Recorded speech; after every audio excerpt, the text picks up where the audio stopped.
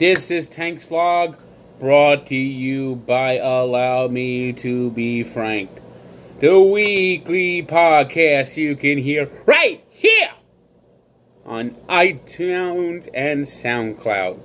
This week, we went over 3 topics, mainly NFL, baseball playoffs, and a recap of my first day going to Aquafit, aqua aerobics class.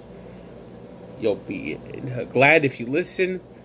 iTunes, SoundCloud, Allow Me to Be Frank. Every week, we record typically on Mondays. It drops on Tuesday. New show is out now. Listen.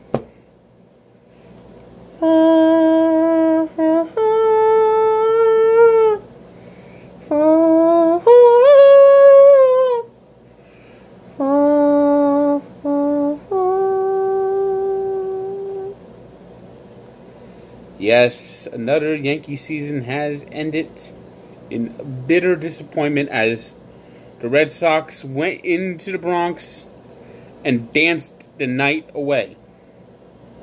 And it was basically the Red Sox made the plays, the Yankees didn't. Balls hit all over the right field. Mookie Betts was all over the place. And the balls for the Red Sox, meanwhile, fell in. CC Sabathia was mediocre, allowed 3 runs. Red Sox got a 4th one on a cheap Christian Vasquez home run, but, you know, live by the porch, die by the porch, and the Yankees found themselves down 4-1 in the 9th inning, and they had Craig Kimbrell on the ropes, except for one thing: Giancarlo Stanton. You know, everyone talked about how great the Yankee lineup was going to be would have Stanton and Aaron Judge. I think we've learned one thing about Giancarlo Stanton. He is overrated. You know, 59 home runs is a lot easier when you have no pressure. You're playing in half-empty Marlins Stadium. You don't have the pressure of having to win or lose. You're not in a pennant race. There's nothing on the line. And you could just smack home runs all the time. With the Yankees, Stanton struggled from day one. And in the playoffs, he was brutal. You know, I like the fact that Giancarlo Stanton had 1 home run in this postseason. You know what it was? When they were up big against the A's. That sums up Giancarlo Stanton to a T. Most of his home runs seem to come when the Yankees were way ahead. You notice that? And he was a brutal at bat. I mean, Kimbrell walked Judge. I mean, he was imploding. Didi got a hit. Judge strikes out. Bases get loaded. Yankees get 2 runs in. Neil Walker gets hit. Gary Sanchez just missed a home run. Got a sacrifice fly, and then he got Gleyber Torres on that infield grounder to end the game and the series. But it's Giancarlo Stanton.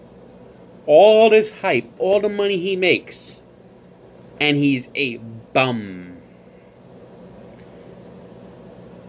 I mean, 59 home runs, it just exposes everything about him.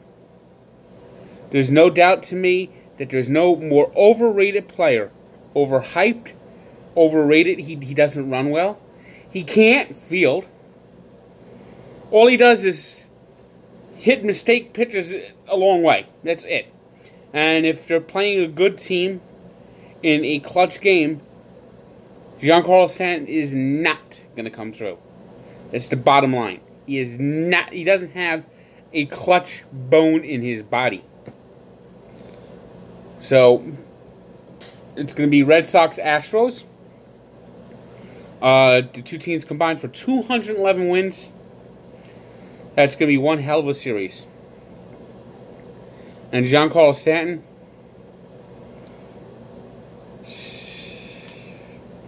His first year in the Bronx was a failure.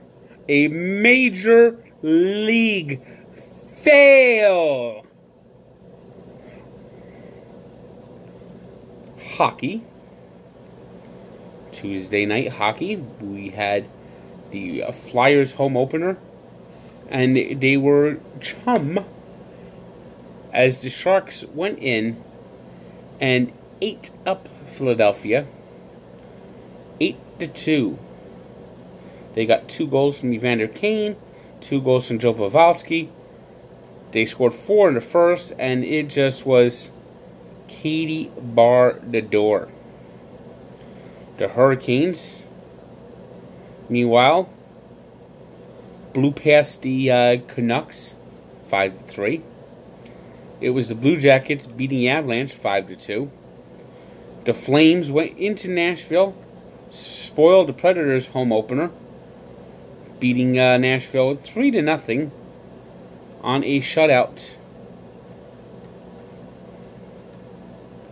We had the Jets beating the Kings 2-1, and that son of a bitch Ilya Kovalchuk scored his first goal since returning to the NHL. I hope Ilya Kovalchuk nothing but absolute failure and misery. That scumbag backstabber. And John Tavares scored again. Another 2 goals. He has 6 on the season. Austin Matthews scored twice. He has 7. Oh, Toronto Maple Leafs. What a fun team they are. Beating the Dallas Stars 7-4. As Mitch Marner had a 4-point night.